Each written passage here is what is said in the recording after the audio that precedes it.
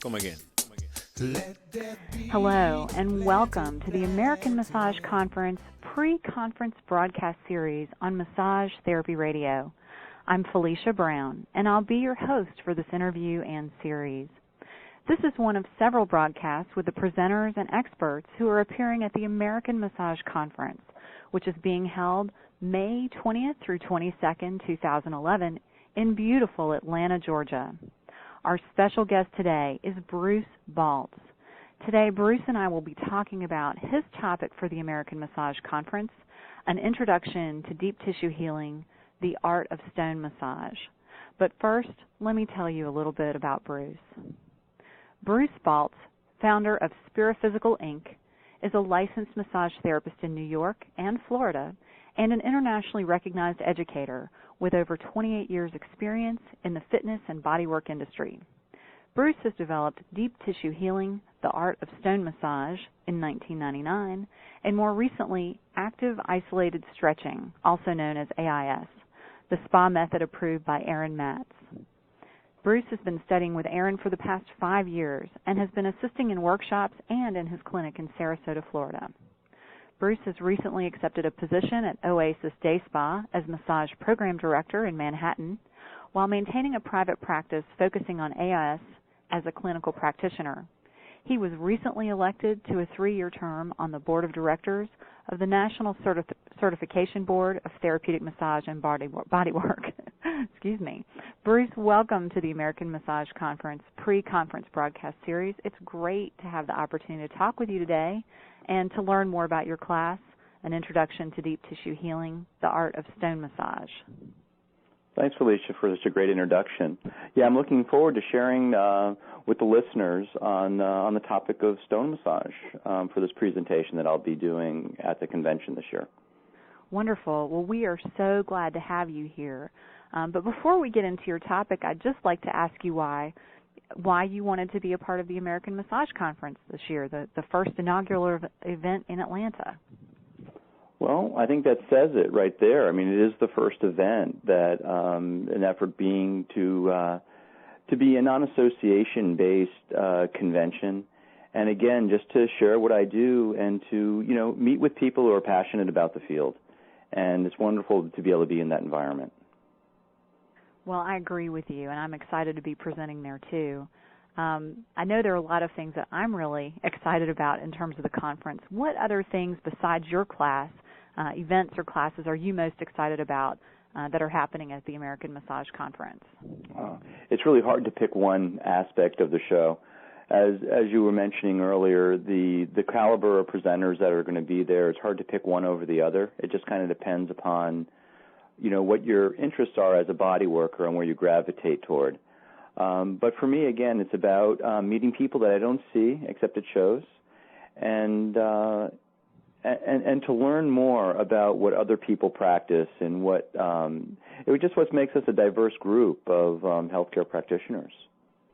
Well, there are definitely going to be a lot of opportunities for that at this show, and I'll make sure to tell everybody about all of that later on. But for now, I'd really like to learn more about your class, and I'm wondering if you can tell everybody exactly what your take on stone massage is and how this becomes deep tissue healing. Well, stone massage has really morphed into its I don't even really like calling it a modality, but it's really morphed into its own direction, and the direction really is taken by the individuals who practice it. For me, stone massage is an extension of whatever modality you practice. And so I'm a structural body worker primarily, and so I took it into deep tissue techniques that I've learned from other educators and just apply hydrotherapy principles to those techniques with the use of stones.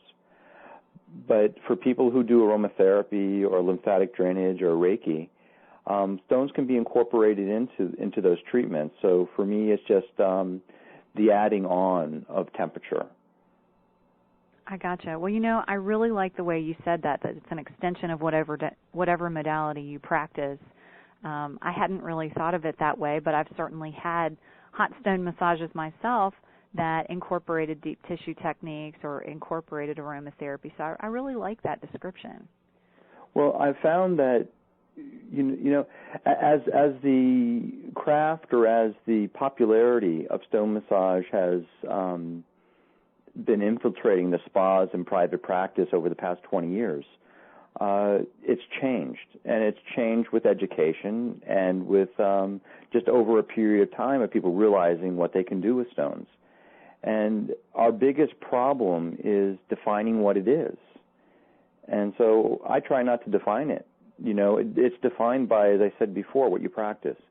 Otherwise, people are very disappointed with the possibilities of what they may receive, because a stone massage from one spa to another can be very, very different, just because people have all these different trainings that are available to them. But the general population does not know this, and very often the clinicians don't know it. Right. And so I guess my question then would be, if somebody is used to getting a Swedish or a deep tissue massage, how are the hot stones going to benefit the clients differently than just the typical modality might? Well, as I said, what we've really developed, or what my focus is on, whether it's Swedish or deep tissue, the difference is in the amount of temperature that you work with from one treatment to the other. When you're working with deep tissue, you can work with warmer stones or colder stones for that matter. And if you're working with Swedish, you have to tone down the temperature because the pressure isn't the same of application. Generally speaking, Swedish massage are gentler strokes and more relaxing for the client, opposed to deep tissue, which might be a little bit more, I don't want to say challenging, but definitely firmer work that doesn't let you reflect as much as a Swedish massage may. Mm-hmm. So for me, it's like we're just taking hydrotherapy principles and combining them with soft tissue manipulation. So for me, it becomes a more powerful treatment, because now I'm doing the same thing that I was doing before, except now we're working with temperature, which affects the tissue of the body and the chemistry of the body on a different level. Excellent. So in your class then, or perhaps in your longer classes, do you actually teach a routine as such, or is it more a time for students to learn principles and then to improvise with the stones using the techniques that they're already using? I'm not really, I know how massage therapists resist routines. So I really try to stay away from that unless it's something that's asked of me by a specific student or by a spa, say, that wants to have consistency in treatment. So I do offer both. But I really want the therapists to work like them. I don't want them to work like me. I want them to work like them in taking into consideration the ramifications behind applying temperature to the body. Have them understand what is actually happening physiologically and how to be safe with what they're doing, and then they can pretty much apply it to their own pattern or their own natural abilities. Right. Well, safety is an important concern. When I was at a conference several months ago, I actually saw some really horrifying photographs of a client that was burned with hot stones. So tell me, how you approach the safety concerns, or if there are any special precautions that you advise for people doing stone massage. Well, the first, I think, precaution that we need to take is that therapists in this modality really need to be trained. It's not something you're just going to learn from a video or from a friend. The learning curve could be a disaster. It's not like doing a bad Swedish massage, in other words. There are risk factors, as you just said, people being burned. I probably get a call every couple of years on people who have been burned, and they ask me about my opinion in these situations. And I know people that have gotten from a mild sunburn to third-degree burns, and to me it's inexcusable. I can't imagine how it could happen to the human body. It almost seems like somebody would have to want to be burned, and they let the therapist do it for the stones to be that hot. Mm-hmm. So as precautions, first of all, get proper training. And make sure, check out the credentials of the educator that's actually teaching you, because they're available to you if you look for them. And then the second factor is that you work within your own abilities. the ability for my hand to control a hot stone and the ability for somebody else's hand to control a hot stone is based on a couple of different factors. One, what is the tolerance of heat in my hand, which could be less or more than somebody else? And then what is your ability to manipulate the stone so the person can accommodate the heat that you're giving them? And then what is the tolerance of your client? So we need to take all these into place. The first rule of thumb is when you take a stone out of a heater, if it's too hot for your hand to work with confidently, then cool it down. You know, it's irrespective of the temperature of the water at that point. Right, that seems pretty obvious, but I guess it not is, but people don't. It. People go by a thermometer that don't know what they're doing. They'll just put a thermometer in there and say, okay, they said 120 degrees, that's what it is, and that's what I'm supposed to be able to work with. And the client knows if you're touching them and you don't have confidence. They'll know from the beginning. And then if you happen to get a reaction of them flinching because the stone is too warm, now they're not relaxing. Now the treatment's not going to be half as effective as it should be, and they're waiting for it to happen again. So now we have to redevelop the trust of that client so they can receive the treatment without hesitating. So we're already starting, with a strike against us at that point. So I said the most important thing is understanding how to transfer heat to the body. And when I first started doing this work, I was using stones that were generally, I would think, too challenging in temperature for my clients to receive. So after a while, I just started to cool the stones down, and now I introduce the heat gradually. I use the analogy of when you get into a shower. Most often when we get out, the water is hotter than when we got in. Right. Unless you want to go back to cold again, which some people do. But during that time you're in there, you back off the cold because your nerves get adjusted to the temperature change. I want to do the same thing with a warm stone. So I start with warm, and then as the areas of the body I'm working on get adjusted to the temperature, then I can increase the heat comfortably, and the client doesn't feel that it's too warm because they've already adjusted to the heat. Right. That's a great point. It's just like when you're doing a regular massage, you don't just go in with your deepest pressure first. You start out by warming up the muscles with some effleurage, getting deeper and deeper, and then you'll go into direct pressure or friction or whatever your deeper technique is. Correct. Well, that's definitely great to know. Any other safety concerns besides the potential burn issue that we need to think about when doing stone massage? We need to make sure that we have quality equipment that we're using with. Now, depending upon the modality that you're practicing, the stone sets can be different. The stone sets that I use for deep tissue are 22-piece stone sets that are all hand-picked stones for specific applications.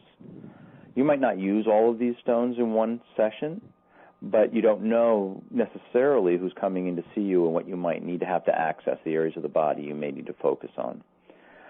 So that would be the first thing. The second thing is make sure that the heating apparatus that you use is a stone heater and recognizes being a stone heater. When I started this work probably about 12 years ago working with stones, we had turkey roasters, and that was the only thing available to us to heat stones in. I know that there are spas today that still have turkey roasters. To me, it's a liability.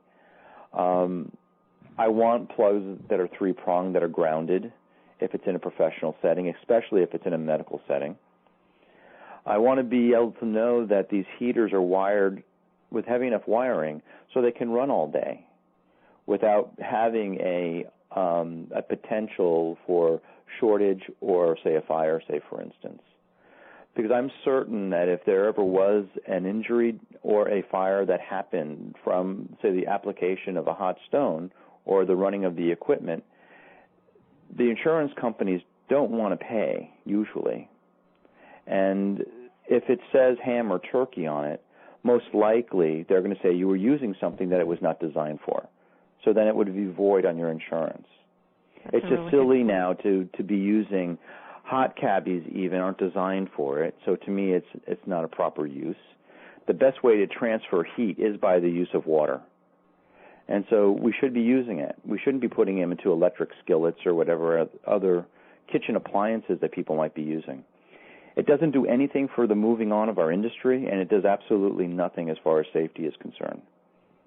Well, and I'm sure that the spa owners that are listening to this and that are considering bringing in stone massage or thinking about sending some of their therapists to your training are definitely concerned about the liability and the potential risk. If they're not, they should be.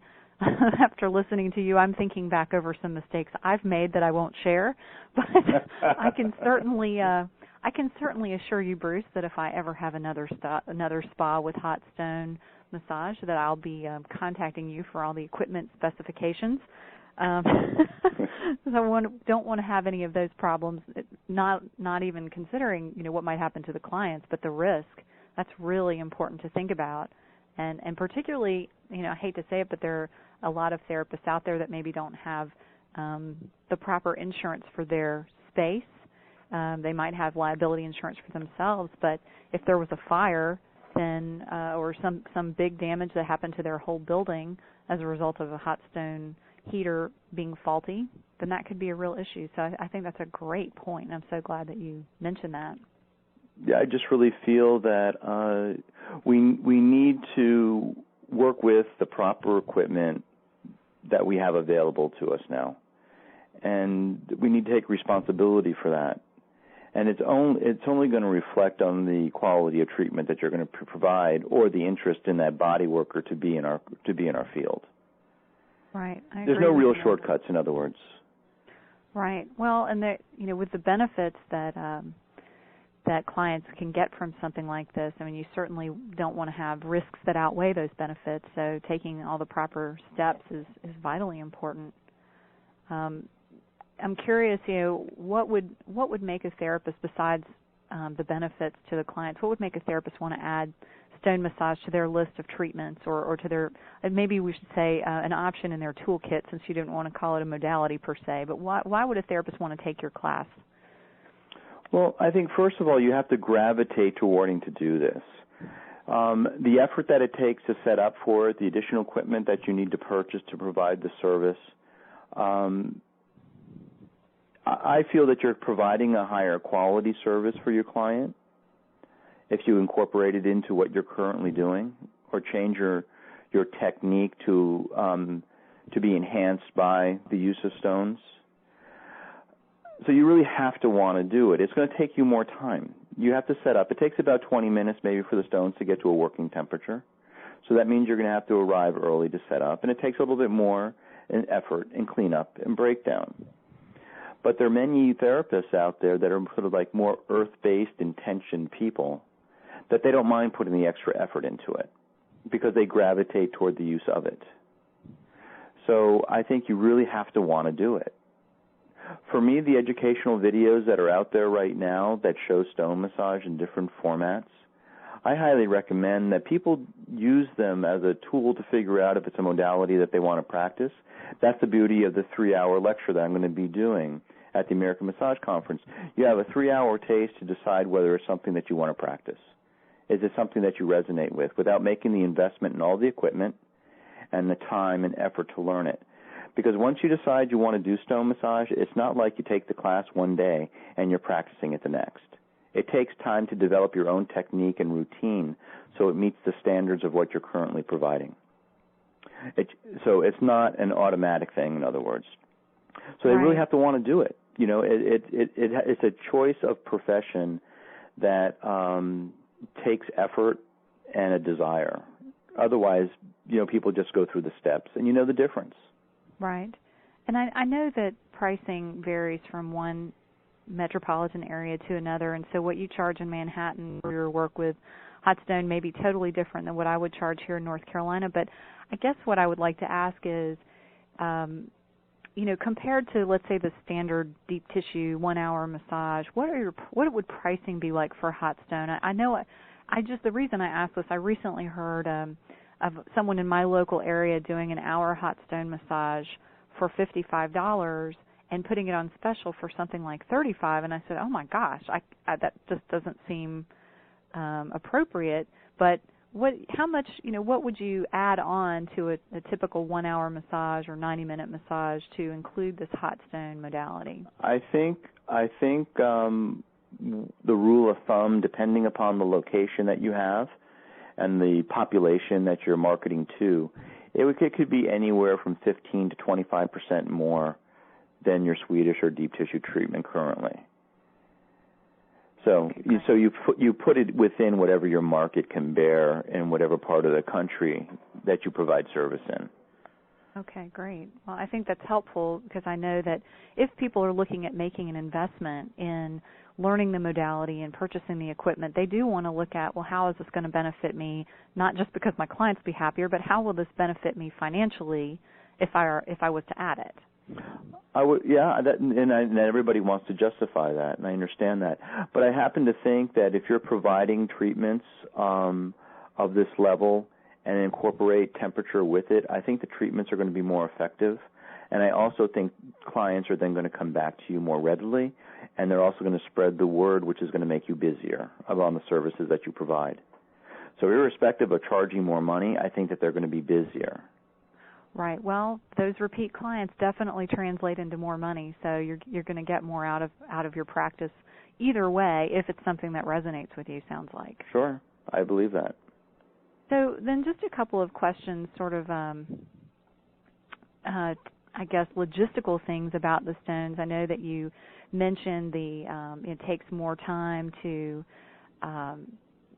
get set up and clean up and all of that, and that there's an investment. Can you tell me a little bit about the pricing and the care of stones that are used in this type of work? The pricing varies a great deal, depending upon the configuration of the sets. You can buy, some of these sets have more stones than I know what you would do with, and a lot of them are the same size, and most of them are round stones. So I think it really, and there might be people who utilize those stones in how they practice. As I said earlier, my sets sell for $125 a set, and there's 22 stones in the set. That's going to probably be more than most stone sets cost. Main reason is that some of the stones that I have picked for my sets are much harder to find. And so I need to pay the people who put these sets together for me and look through tons of stones to find specific ones that I need. So it can vary anywhere from probably the $20 to $30 range to the range that my sets are in. But I also find that I use hand-carved white marble stones for the cold application. I don't do hot stone massage. I do hot or cold, or I'll do cold by itself. But I don't just do hot. And because I think we're selling the body physiologically short if we're not using cooler temperatures. So that's an additional expense, and those stones are quite a bit more expensive because they're hand carved. Oh, okay. All right. So again, we're probably talking about an investment to get started if they want the marble stones, and if they just want to do deep tissue applications such as what I provide. They're probably looking at about maybe $500 to $600 before they start their massage, if they buy complete sets. And I'll preface that by saying you can make any stone hot and you can make any stone cold. How long it's going to hold the heat and how long it's going to hold the cold depend upon the makeup of that stone, right. Their mineral content. Right. So in your class, are you going to talk about the cold stone massage as well then as the hot stone? Since you do both, I would imagine so. Well, of course, but see, I combine them. So I do stone massage. I don't say hot or cold unless we have a description in a menu where people will definitely know we work with both temperatures. At Oasis Day Spa, that's what we do. We work with both temperatures. So the client is fully aware of it before we do it. But I think probably the most important part of working with cooler temperatures is the way that people can describe it and how they can put their clients at ease to receive it. And very often in the treatment room, that's where we drop the ball, meaning that we sometimes do not have the vocabulary that a client's going to understand on why we want to provide a service for them that they, one, might have not come in for, or two, just don't want to have, because as soon as they hear the word cool or cold stones, they put up this barrier because they associate it with being cold. It's not about being cold, it's about receiving cooler temperatures. And if there's not a medical reason for not receiving it, for receiving cooler temperatures, then I insist on doing this session with using those cooler temperatures.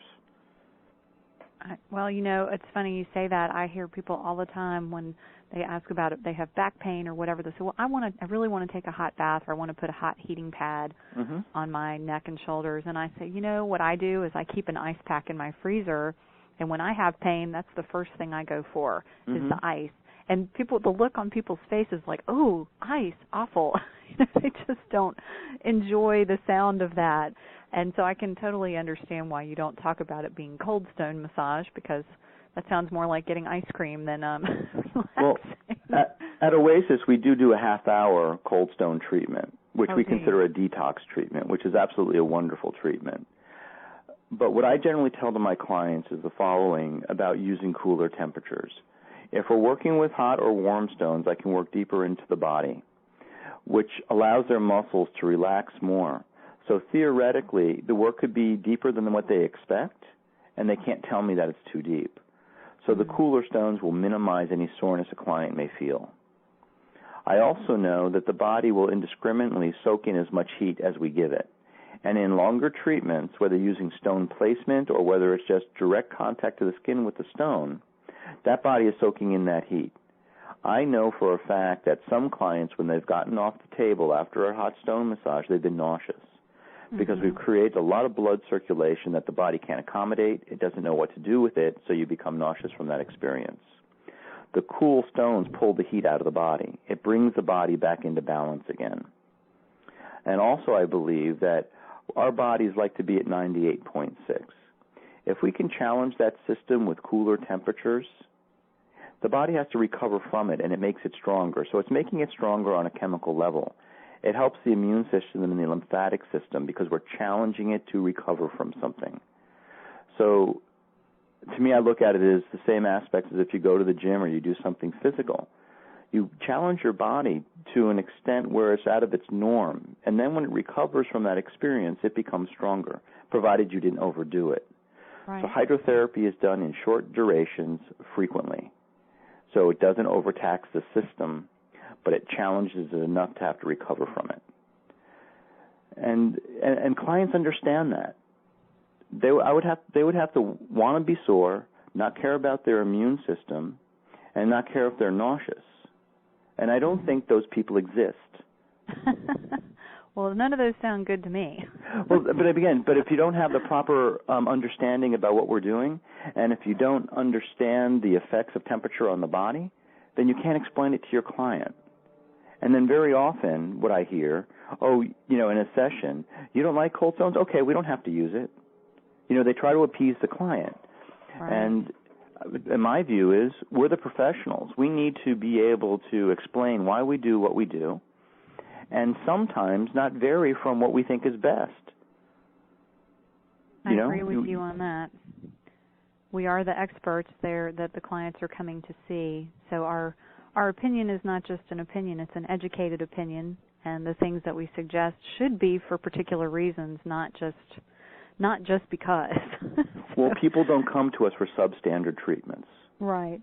And that's the reason why I believe what I believe. And if you're able to speak to your clients with passion, 99.9% of them are going to go with your passion.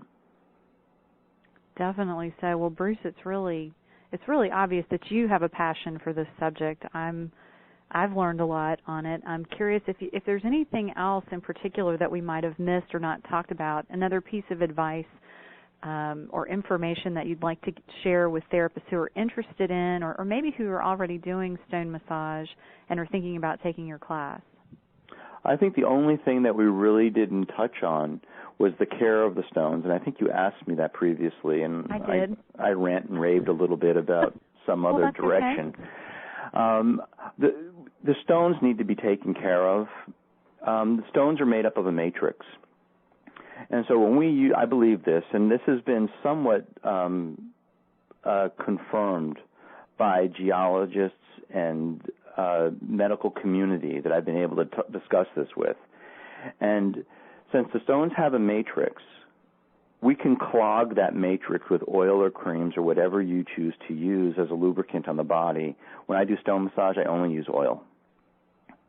But if this oil gets into the matrix, it affects the ability of the stones to get hot.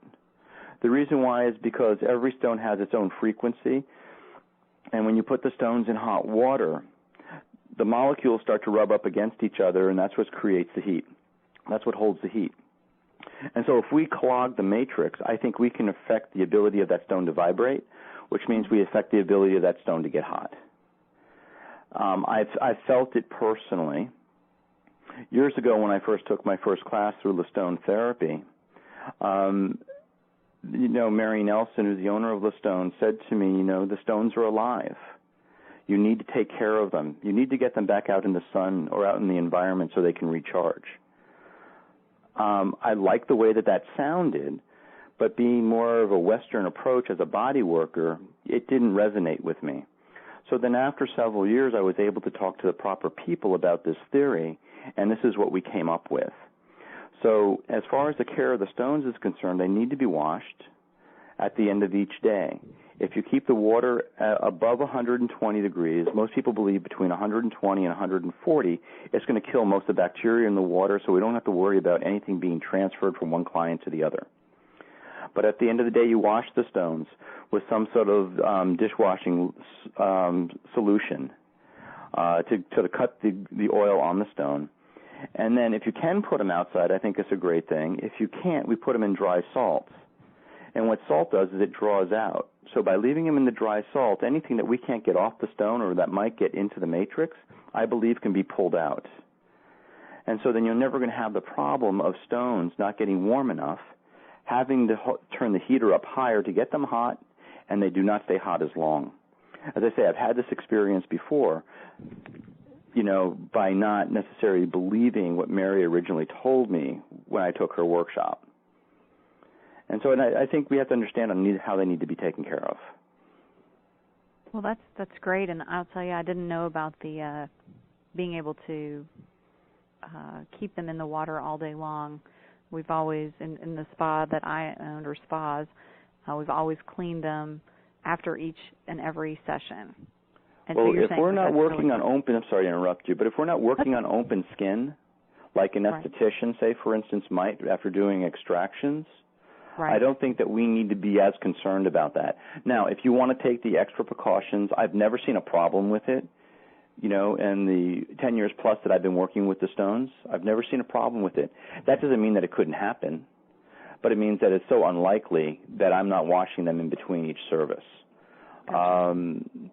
There are solutions we can put in the heater that can assist in keeping that water clean, but how good they are is and I'm not putting chlorine in the water, so how good those different chemicals are, I'm not sure.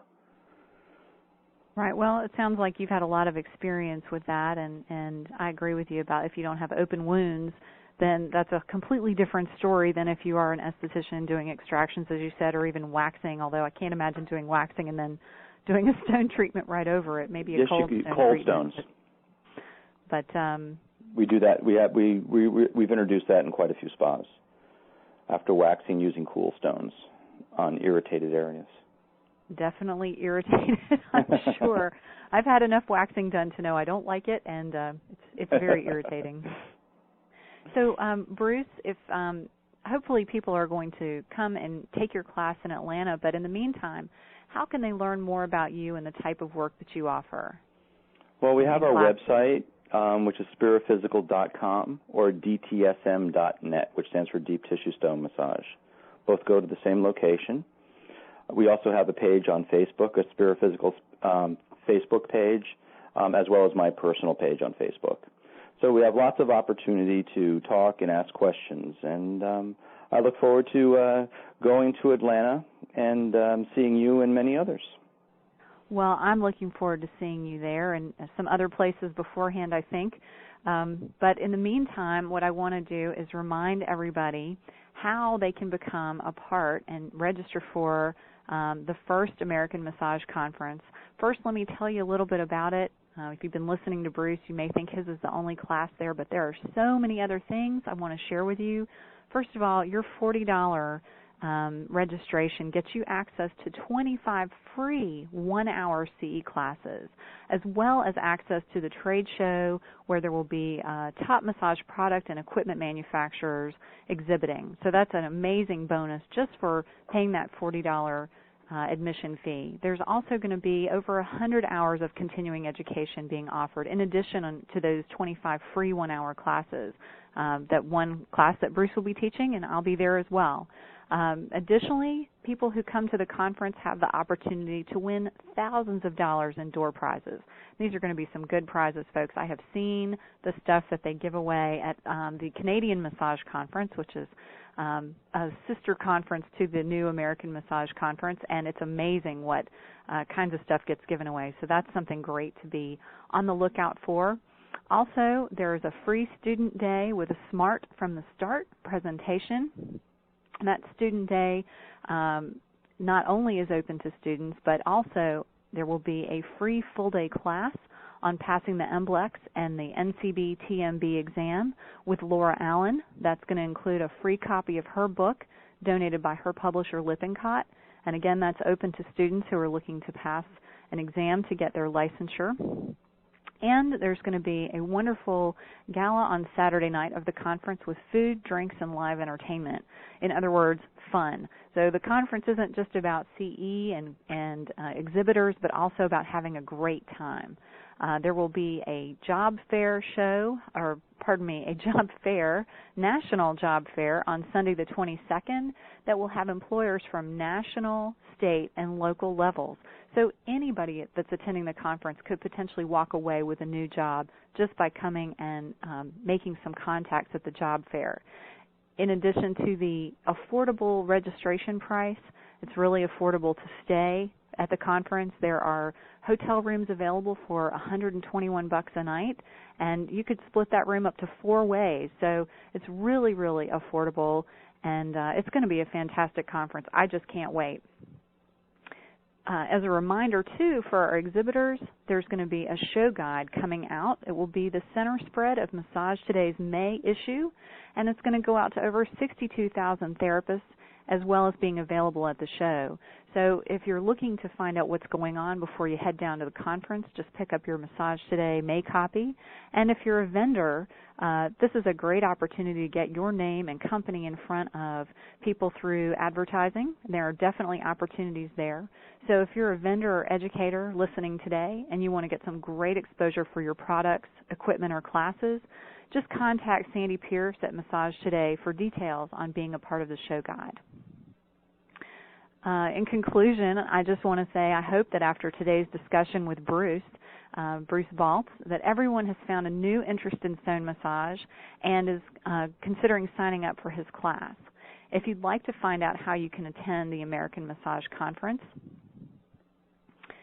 in May, that's May 20th through 22nd in Atlanta, Georgia, to come and meet Bruce and myself, as well as all the other instructors, and attend all of the great classes this year, then please visit the official conference website at www.americanmassageconference.com. We also invite you to stay connected with us on Facebook at www.facebook.com/American Massage Conference.